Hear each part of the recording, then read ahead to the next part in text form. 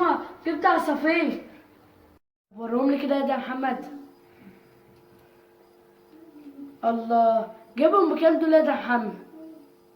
جايبهم يا ماما من الراجل اللي في الشارع اللي بعد اللي ورا ده. طب انت برضه كده يا محمد ما قلتليش انت جايبهم بكام؟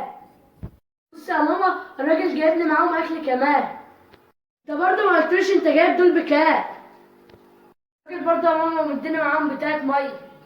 برضه ما قلتليش انت جايبهم بكام؟ جايبهم جايبهم ب جايبهم بكام يا ده انت؟